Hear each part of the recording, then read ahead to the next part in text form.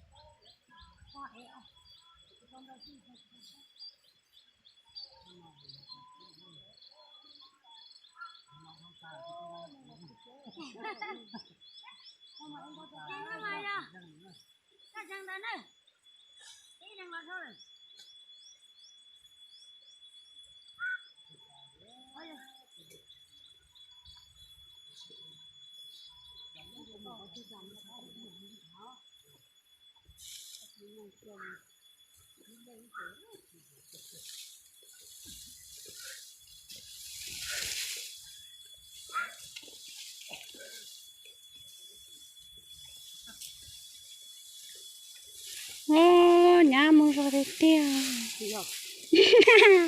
Nhà mua ra được ta, nhà em đâu được ta. Cái chỗ bọn nó chơi tới nhung nhà chơi tủ hàng thì hàng ở anh chơi tao nó quá sầu trống ấy. Sao tới bốn đây rồi? Bé qua con tôi nhá, ở bên thao nhá. Cho nhá, đua mà. Giờ nhá, em có tập. Nhá mua giờ nhá, qua cỏ. Nhá tay lông bé lông thua à? Giờ nhiều quá xong rồi. Lông ăn chỉ là lông gì lo chỉ bỏ Ôi, đi. nhá cởi rồi, nhá thao mùa. Nhá họ bỏ nhá nó nhá ngồi nhá cái cả một số. Nhá cái sông trái nhá họ bây giờ nhá đi mua họ. Ba cũng không tiêu. Có mà cổ bà, số hôm nay. Bà cũng có bà cũng có đâu nghe đâu. Bữa trước là nó có lấy được hộp cầu chứ không có cái lá khó thế là bao có Nó có cô mà cô qua mà có mấy qua hành lù bò hay mít lời à Ai cũng tức than nông lại chắc là hai lô nè. Thay lại hai lô trâu nó là cái hai lô trâu á. làm đã tốt đâu liền thủy nó hiện là từ này lúc này gia tiên cũng nữa mà lấy sư hồ hay lúc trên tổng lên à ai xong bé là thì thấy là bé tôi thì ya cho lúa là cho chơi ăn tốn cái gì thì bỏ cái gì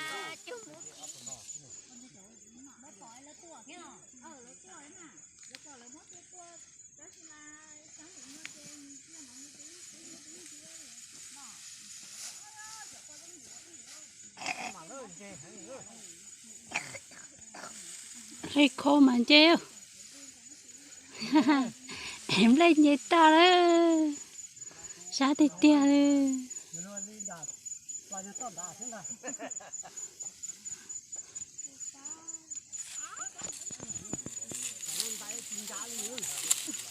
Thay cho một chiếc lông phải cho. có chỉ bỏ chun để xuống trong nè có cái lo rồi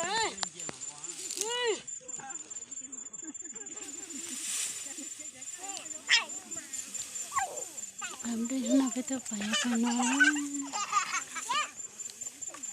Cái em đi tập quần đảo tống đồ mà sao chỉ sao.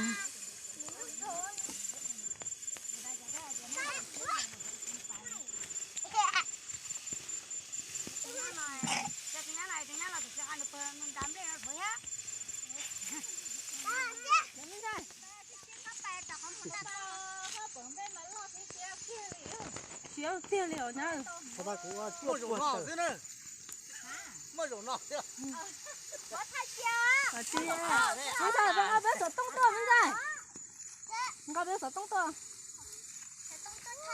thay để bấm đây kia anh đâu cứ đó cha nếu con tay nhớ bị nó rồi chơi bể kia lúc trống tí á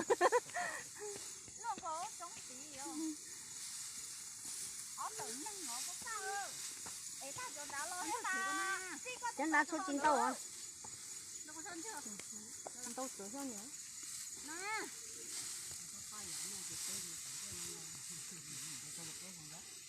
đã chỉ tôi sợ tung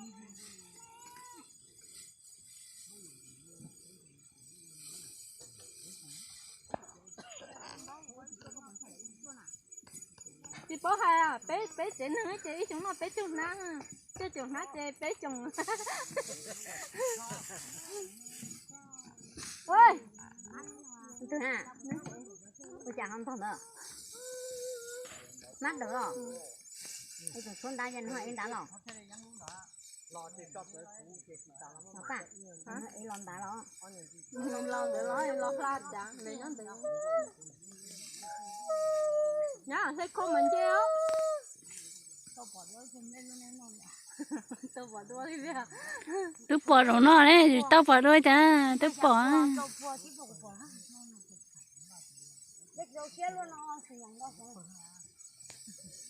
con tao thích tiền liền cũng người chết cho con liền đấy cũng à tụ pan đấy mất cái mà tụ thọ tụ này cái tụ đá rồi nè con tới chết ta tao tiêu tiêu tao có chúng ta rồi ra nó sợ tông của ha to